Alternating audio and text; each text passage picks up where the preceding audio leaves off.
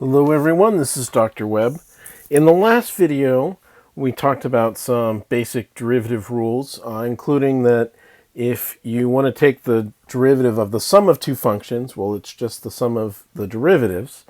In this video, we're going to start off thinking about what happens when you want to take the derivative of the product of two functions. So let's jump right into it. So let's say f of x and g of x are two differentiable functions, and we're going to think about taking their derivatives. So the derivative of f of x times g of x. So let's appeal to our definition of the derivative. So in this case, for the sake of saving space on the screen, we're going to be using h instead of delta x because h is a little bit narrower. But this is just plugging in f times g into the definition of the derivative. So it's going to be x plus h plugged in to f times g. So that's f of x plus h times g of x plus h minus f of x times g of x, all divided by h. And so remember, h here is thinking about the distance between x plus h and x. So h really is measuring a distance in x value. And so what can we do here? Well, there are two main tricks that mathematicians use over and over again. One of them is multiplying by 1, and we see that quite a bit when we're dealing with limits. But another one is adding 0 in a really creative way. And so this is an example where we're going to add 0 in a creative way. So this is what we're going to do. So in between the f of x plus h and the g of x plus h, we are adding in and subtracting out this factor f of x times g of f of x. And so this factor right there. And so we're subtracting it and then we're adding it back in. And so at the end, this really just equates to adding 0. But in doing this, we're going to think about, once we've subtracted this in and added it back in, we're going to break this up into 2 bits. So this factor we're adding in, we're breaking it apart into the 2 sides. And then we're noticing that on the left-hand side, both of these have a g of x plus h between them. And on the right-hand side, both of these terms have an f of x between them. And so we can use this to factor out each side individually.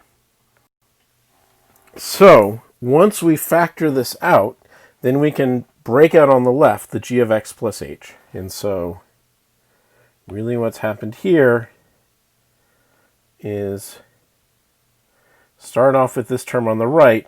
Notice that we have the g of x plus h into both of them, and then factored those out, and they come down as this g of x plus h term here. On the other side, we have f of x on both terms, and so we factor them out, and that's the f of x that's appearing out in front. Okay.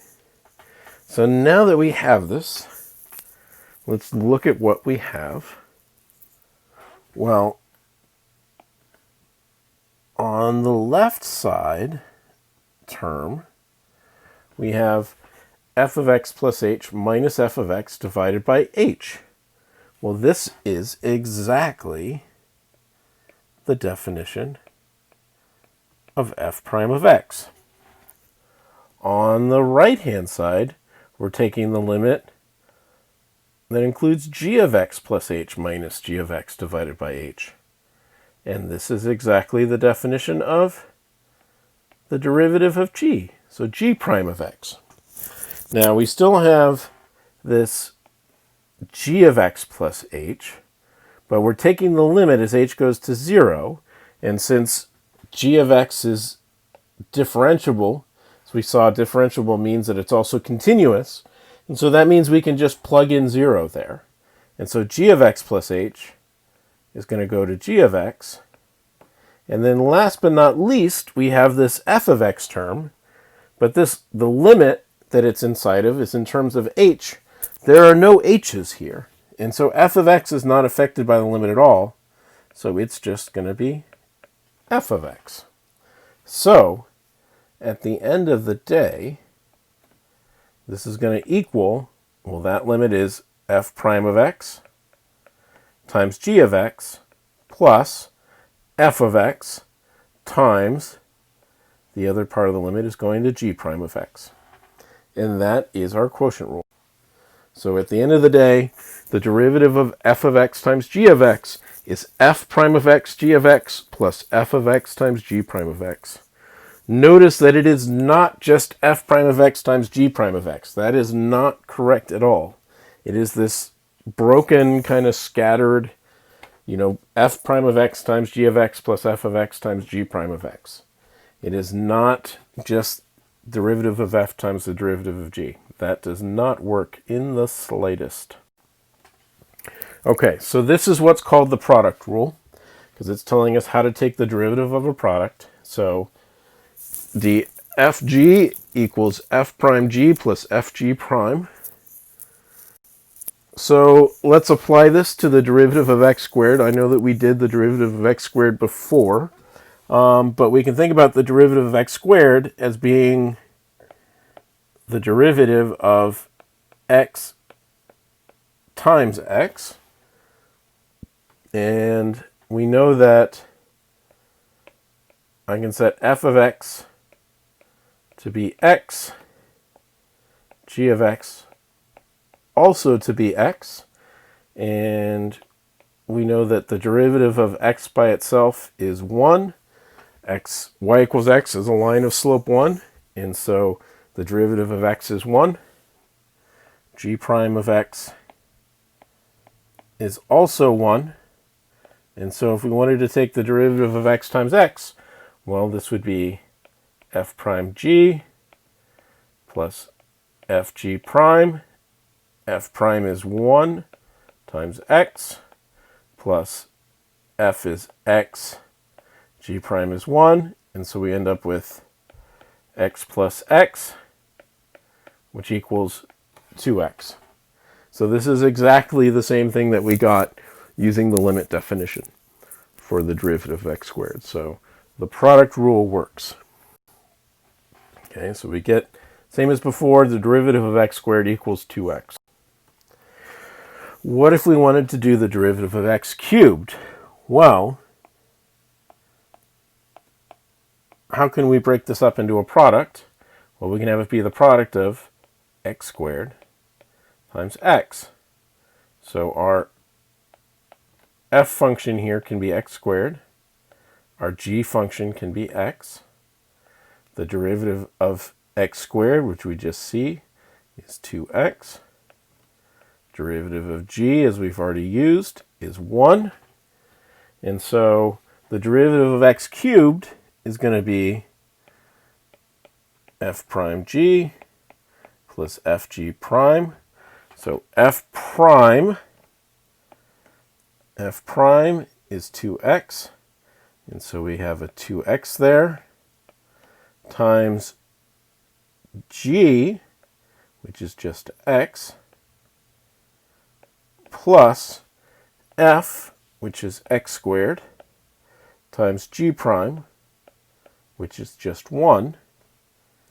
And so this equals 2x squared plus x squared, which simplifies down to 3x squared. And so that's our derivative for x cubed. The derivative of x cubed is 3x squared. Let's go and do one higher power. What about the derivative of x to the 4th? Well, we can use the same idea as before. Break this down into x cubed times x. So our f function is x cubed. Our g function is x.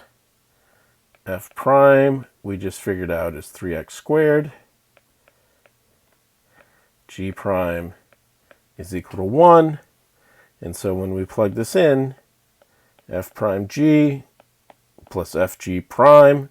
F prime is 3x squared times g gives me an x. plus f is x cubed, g is just 1. So I have 3x squared times x gives me 3x cubed plus another x cubed. I end up with 4x cubed. So the derivative of x to the fourth is 4x cubed. And if you notice, there is a pattern starting to emerge here. You know, the derivative of x squared, well, that power 2 comes down, and we end up with 2, and then the new power of x is just x to the first. So it's 2 times x to the first. When we take the derivative of x cubed, it's like that 3 comes down. We end up with 3, and then it's times x squared. So x squared is 1 less than x cubed. For x to the fourth, it's like the 4 comes down, and then it's times x cubed, which is 1 power less than x to the fourth. And so what it looks like here, we have, in general, if we're doing d dx of x to the n, what's this pattern look like? Well, the power comes down, and then times x to n to 1 smaller power. So it looks like the derivative of x to the n tends to be n times x to the n minus 1. Well, what if we do this with negative powers of x? So if you recall, in the last video we did the derivative of 1 over x, and we saw that it's equal to minus 1 over x squared. What if we did the derivative of 1 over x squared? So let's use the product rule again. And so we're going to think about this as being 1 over x times 1 over x. And so our f function and our g function are both 1 over x, and we know the derivative of that. It's minus 1 over x squared minus 1 over x squared. And so when we apply the product rule, f prime g plus fg prime, f prime is minus 1 over x squared times times g, which is 1 over x, plus f, which is 1 over x, times g prime, which is minus 1 over x squared. So in each of these, I have minus 1 over x squared times 1 over x. So I'm going to have minus 1 over x cubed plus another minus 1 over x cubed. And so we end up with minus 2 over x cubed. Okay. So the derivative of 1 over x squared equals minus 2 over x cubed. What about 1 over x cubed? Take the derivative of that. So, same idea. Let's think about it as being 1 over x squared times 1 over x. Well, so then this means that our first function is 1 over x squared. Second function is 1 over x. F prime, as we see before, minus 2 over x cubed. G prime, as we see from up here, minus 1 over x squared. And so product rule is f prime g plus fg prime. F prime is minus 2 over x cubed times g, which is 1 over x, plus f is 1 over x squared times g prime, which is minus 1 over x squared.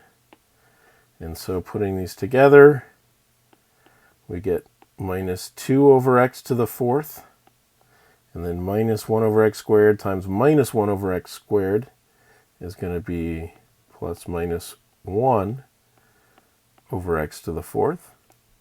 And they combine together to be minus 3 over x to the fourth.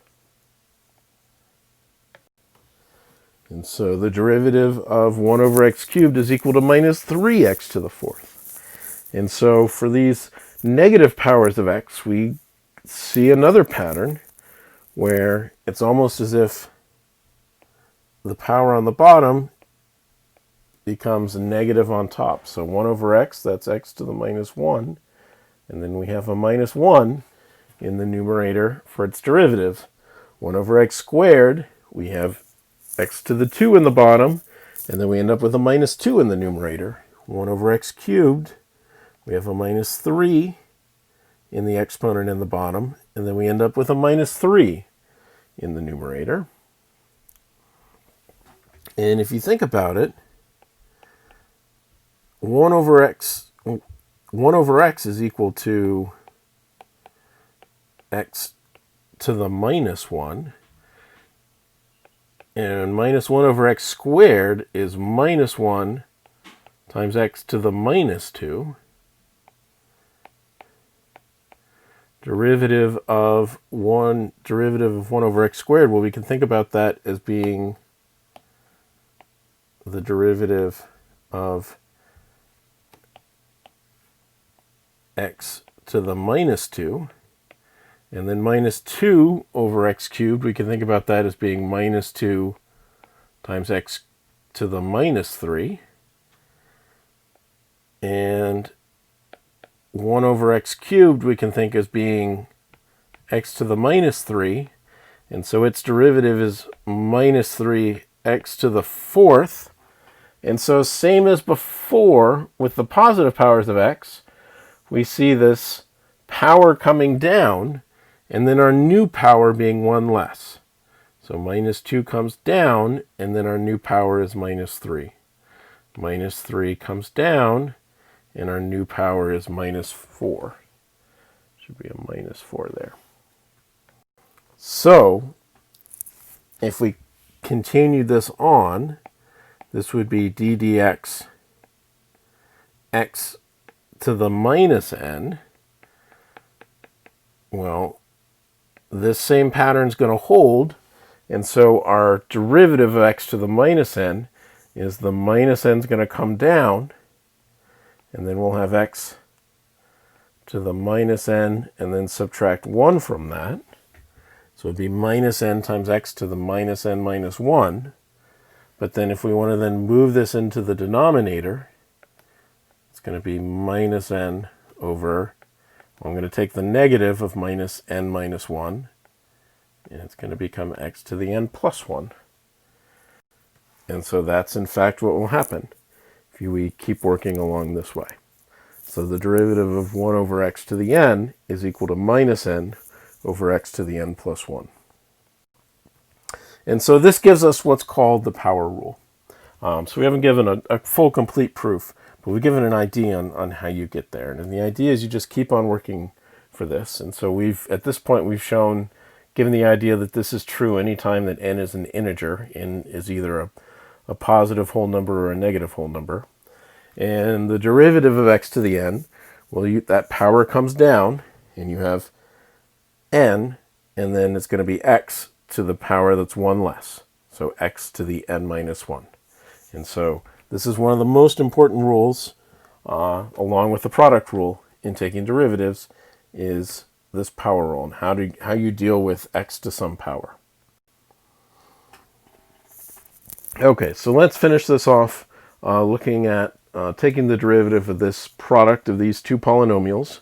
So we could multiply these all out and get one big long polynomial, and then use the power rule in each part of that to do it.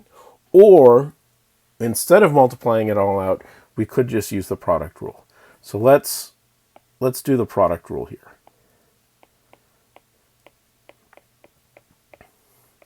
So we're taking the derivative of the product of these two polynomials. So the first polynomial is x squared plus 4x plus 5. The second polynomial is x cubed minus 2x. And I can take the derivative of each of these individually. So remember, the derivative of the sum is just the sum of the derivatives, so we can take the derivative piece by piece. So the derivative of x squared becomes 2x. The derivative of 4 times x, well, we keep the 4, and then the derivative of x is just 1. And then the derivative of 5, well, 5 is a constant, and the derivative of any constant is 0.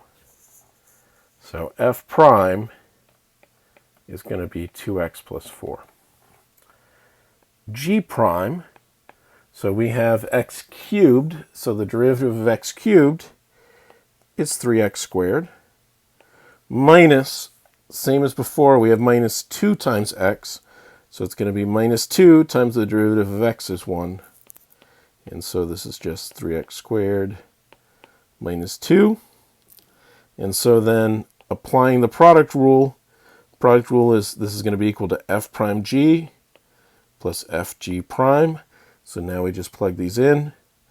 F prime is 2x plus 4 times g is x cubed minus 2x, plus f is x squared plus 4x plus 5, and g prime is 3x squared minus 2. And that right there gives us our derivative. And so, it's not all multiplied out. If we multiplied this out, we'd have, something like 6 terms, which is an awful lot. Instead, we can just use the product rule and do this, pretty quickly, piece by piece. And this is perfectly fine for what we're looking for. So that is all for this video. I will see you again soon.